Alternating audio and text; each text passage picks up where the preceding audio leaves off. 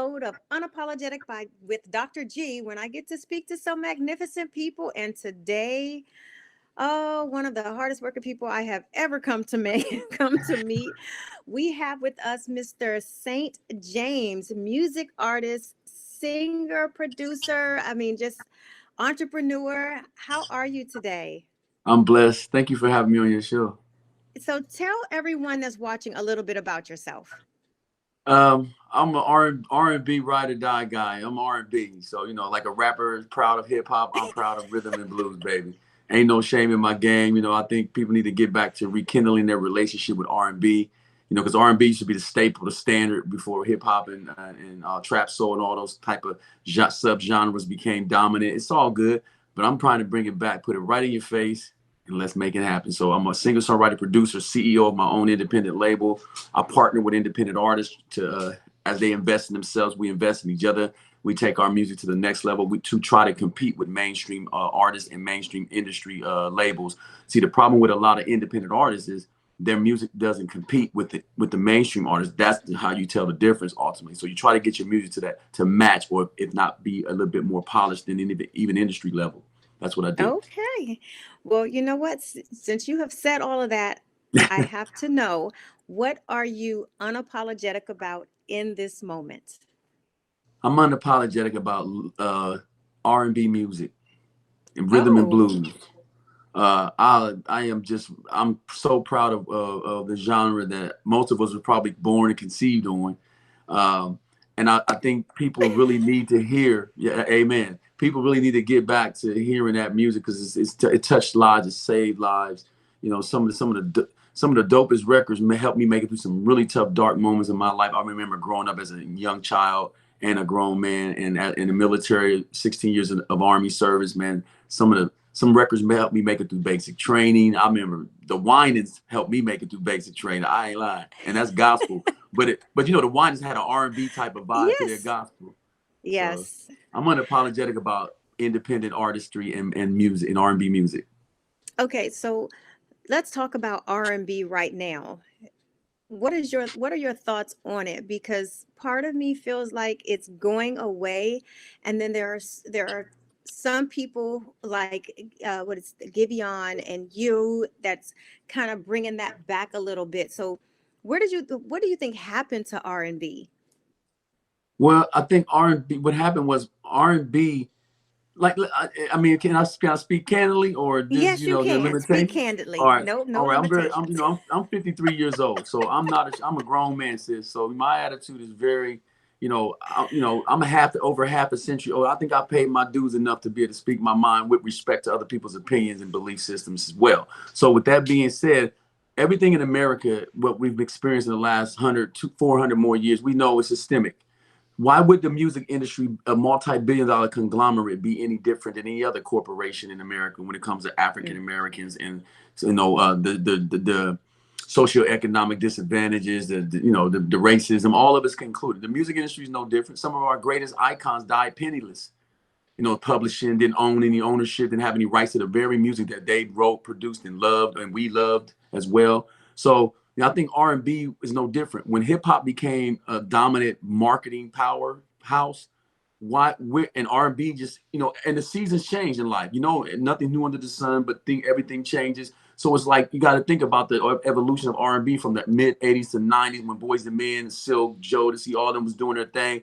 It transitioned in the 2000s. R&B artists started trying to do pop music. Remember Joe? A lot of people. I'm not Mm-hmm. only name drop, but a Yes. lot of people did. I even did pop music, thinking that's the way to go to try to get pop money and popular money. Pop just means popular music, which means more Mm-hmm. popular than the urban and contemporary, adult contemporary music. So a lot of times we were chasing pop money because of Justin Timberlake's, the Ed Sheerans. Those guys were winning best new R&B artists in 2000s. Remember, they was killing the game in Yeah, the, like I the mid remember 2000s. it. I remember it. No, to me, no disrespect to anybody. I don't think R&B belongs to a specific race, but I think you gotta rhythm and blues come from the gut of our experiences as Black people, from the struggle and the civil rights movement to the racism we currently face with the George Floyd situation in 2020, 21. Yeah, it So was birthed from Motown. yeah. So I think that's the issue that happened. I think we start. I don't like the word sellout, but I think we started you know, veering towards trying to make the money that pop artists were making. Like, why isn't Joe Yes. super popular? Why aren't major dope R&B artists that had crossover appeal? Why did they get to the crossover money? So we started making records that sounded like that to try to compete. And then we lost Mm-hmm. our own genre. We lost ourselves in our music as a result of it. And then you had, Justin Timberlake singing R&B records, killing the game. That's what happened. It's so true. And Justin Bieber got Yeah, a few well, of course, R&B, yeah, Justin Bieber. got a Absolutely. few There's no R&B reason, stuff no out there. disrespect to those. Yes. Yeah, no disrespect to those guys, but there's no reason why those guys should be winning R&B best new R&B artist Grammys. No way. So I definitely sticking to it. agree. So what are you doing that's different to bring back this R&B? I'm just unapologetically going back to what feels good to me instead of worrying about being loved by the world. I just want to be respected by those that appreciate what I do. See, the problem in the industry, a lot of times we want to be stars and superstars and loved by everybody. The reality is those days are gone. There probably be very rarely few people actually slide into the superstar realm like a Bruno Mars and a Lady Gaga and a Mm-hmm. Beyonce. Very few of those. Usher, maybe even, even Usher's status has kind of dissipated from pop icon to, he's back down to earth R&B right now. I don't know. Hopefully, I'm just being honest with you. I love me some Usher Yes. more than anything. But let's be clear. So, that's what's going on. So, very few people gonna make it into that stratosphere of artistry, just like in athletics and sports. NBA, most high school, college players aren't gonna make the pros. So not everybody's gonna be able to get a major situation and become superstars. So you got to start targeting the demographic, the type of music that you produce and write and create, and then people that like what you do will support you. There's millions of them out there that's going to support exactly the style that I make. I don't got to be loved by the whole world to be appreciated by the few and still make a living. Yeah, but you are clearly loved by a bunch because you released your throwback EP and have exceeded 1.6 million views as an independent artist. So that lets you know that you have somebody's attention. Yes, ma'am. A lot of hard work, and I'm excited, man. Just that people are starting to, it's I'm the artist, producer, all this stuff, but I really the whole the narcissistic aspect of the industry, which is me, my I look at me. I'm 53, so I'm really kind of like I get it. I'm in a place where I don't need all that to be stable in my mindset, in the way I treat people, in the way I want to be treated by people in this business. I'm a regular dude that happens to be doing R&B music and doing what I love at my age, and grateful that I still look decent enough to continue to do it. And vocally, more than anything looks, my vocals are youthful, and I'm blessed. So that's all I want to do is bless people with the music. My personal life, my way I live my life, I'm focused on it. I'm grown. I got 6 children, 7 grandbabies that call me G Diddy. So I don't got Woo! time to be A G babysitting Diddy. over. You know what I'm saying? I don't got time to be babysitting people's expectations of me. I'm grown. I don't got to conform to what you want. So I don't got the same pressure that a younger artist would have to conform and Yes. fall in line. I'm grown. You can't tell me that. I got my own home, my own life, my own business, my own reality. And I help people, love people, and I respect other people. Just mind your business and let's focus on the So music.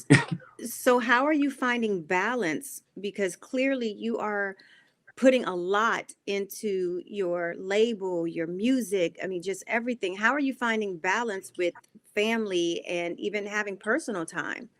Well, I got to be honest with you. Before COVID, I was always in the studio. I've been in the studio 3 years in the making. I got a catalog y'all have not even heard. I can't wait to release some of the newer stuff. It's just some great music. I'm excited, not because I say it's great, but we vetted these records like Motown used to do, and I've test market stuff and give snippets and trailers and different ideas just to get the feedback, and then go and tweak what I need to. So I'm excited about what people are going to hear, and so I balance it because what I do is my family has had a lot of years of my focus and time.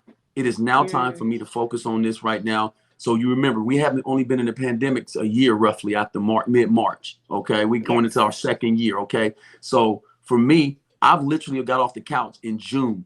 Literally, I start working back out May. By June 30th, I dropped the Being Gentle single, which catapulted everything and jump started the whole situation. So I'm not even a year into this EP. I mean, the single, the EP, and the newer stuff I'm dropping. So my Wow. family so everybody need to calm down in my life and recognize this is my season to focus. You had your turn for the number of years before I got here. So if you want to be a part of what I'm doing every day, then be a part of my machine. Help me. What you do this. Different people have in my family can help me do things that they're good at by being a part of it. And then when I go get where I'm supposed to be, everybody that helped me along the way that I know will get their respect and their just due. And that's how you do it. So you balance it by treating people with the respect, dignity that you want them to treat you with, but also demanding excellence. I want greatness, and greatness don't mean superstardom and everybody loves me. It means that whatever I put out is excellent. Whatever I do is above board, and I do the best that I can, and I leave it all at the microphone. Amen. So how can people connect with you, keep up with you, know what's going on with you? Where can they find you at? All over the place. Google me, number one. That's what I heard. I'm trending. Haven't Googled myself. Maybe I should. Nah, I'm good. But they're saying I'm trending, which is cool. But www.saintjaimz.com. SAINT JAIMZ is my official website. I prefer you go there. Put your email address in. I know people kind of weird about that, but I won't be sending you anything that you don't want.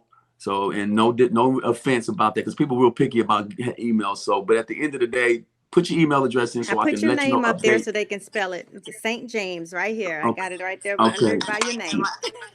Okay. You got it. Okay. Yeah, SAINT. You got it up there. Okay. Cool. it's So, right there by your face. Yeah. okay. Yeah. So go to my website first, and then social media. I'm on all social media platforms, digital platforms, streaming platforms, digital, all over the place. Take your pick. I got different styles of R&B within the same genre. So I'm excited. So check me out. Check Oh me my out first. gosh. Don't even believe the words that are coming out of my mouth.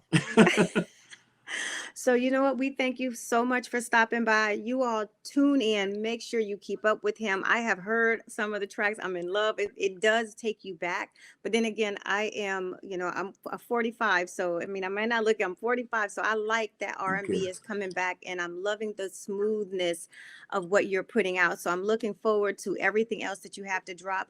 Everyone tune in, connect, follow, know what's going on. If you're going to be out and about, are you going to tour anytime or anything else like that? If it's on your website, Mm-hmm. make sure and follow, because the I music got you. is fire, y'all. I'm I don't know telling what you. all you have, Doctor, but I got you. I need to get your email address. I'll send you everything I have out so you can have your own Okay. personal collection. I got you.